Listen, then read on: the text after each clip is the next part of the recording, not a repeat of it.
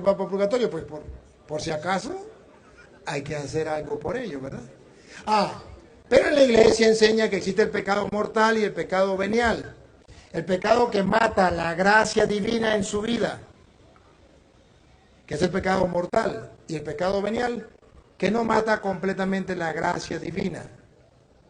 ¿Y cuál es el pecado mortal? La iglesia no los señala con el dedo, sino dice, cuando usted sabe que está pecando contra los mandatos de Dios, y está pecando gravemente, y lo hace con plena conciencia, eso es pecado mortal.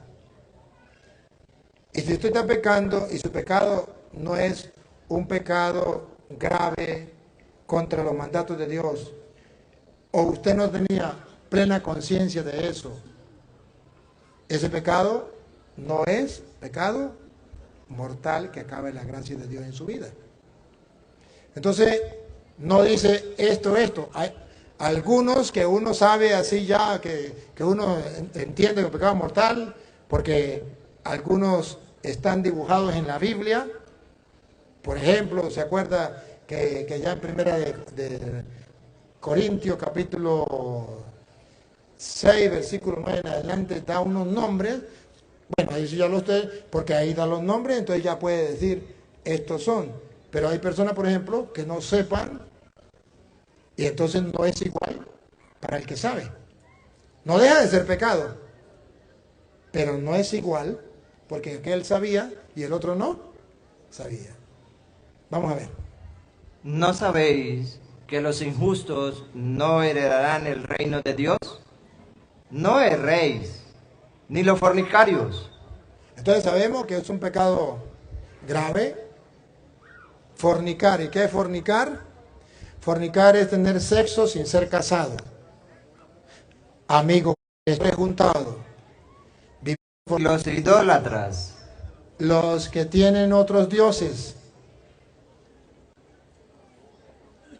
Que recuerda que ese fue el pecado de Venezuela, que todavía la gente no ha tomado en cuenta, que idolatraron a un hombre y creían que era el comandante supremo y eterno. A ustedes les parecía un juego, pero eso es pecado mortal. Eso se llama idolatría. Y el pueblo de Venezuela piensa que es un juego, pero no saben que están pagando lo que el pueblo de pagaba cuando idolatraba a un hombre. Y en Venezuela se cometió un pecado mortal. Idolatraron a un presidente y lo llamaban comandante supremo y eterno comparado con Dios. Se llama idolatría. Y por eso el pueblo de Venezuela no se levanta hasta que pida perdón a Dios. Pero los curas no lo dicen. El pueblo no lo sabe. El pueblo no lo sabe. El pueblo pensaba que la iglesia les estaba engañando. Y cuando la iglesia les decía, cuidado, viene el comunismo, eso viene disfrazado de socialismo, ¿qué decían de la iglesia? Los curas no deberían meterse en política. Los curas dan al diablo con sotana. Pues ahora chupen. Porque la iglesia es madre y maestra y enseña. Pero no le hacen caso. ¿Qué vamos a hacer? Ahora sufran.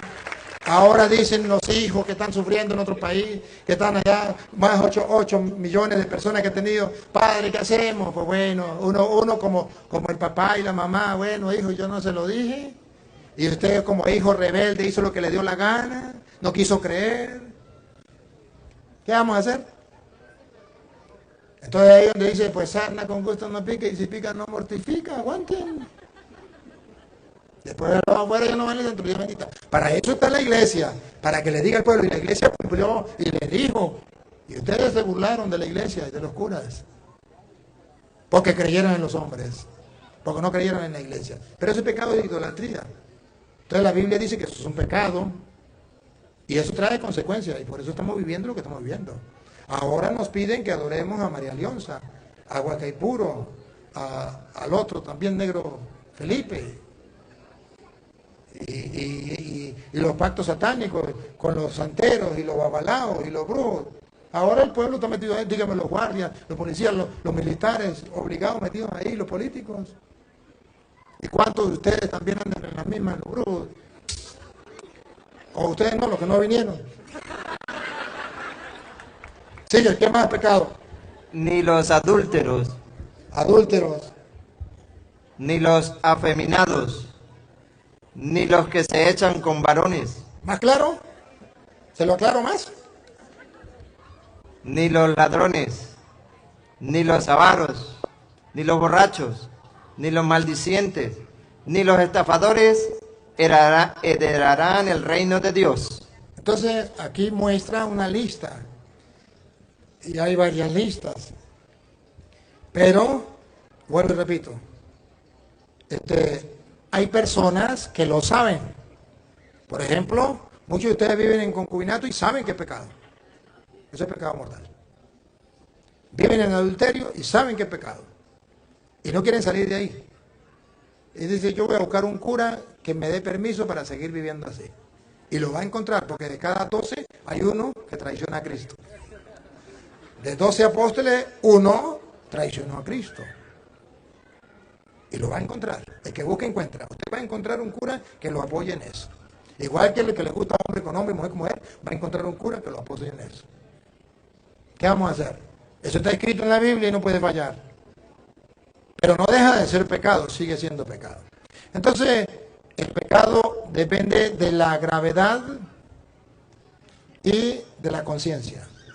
Por ejemplo, un ejemplo sencillo. Si usted se roba una chupeta, es robar.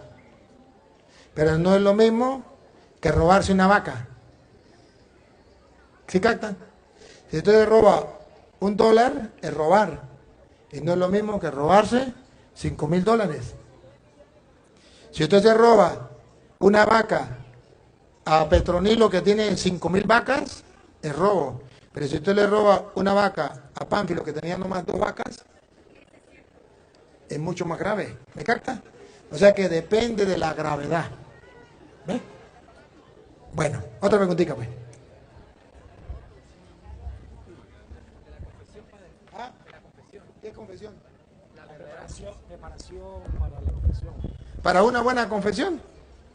Pero para una buena confesión la iglesia siempre nos enseña examen, dolor, propósito, decirle los pecados al confesor y cumplirla. Ojo, no como Ricardo Arjona que dice que cumplir la penitencia es pagar el precio del pecado. Ese no fue la catequesis.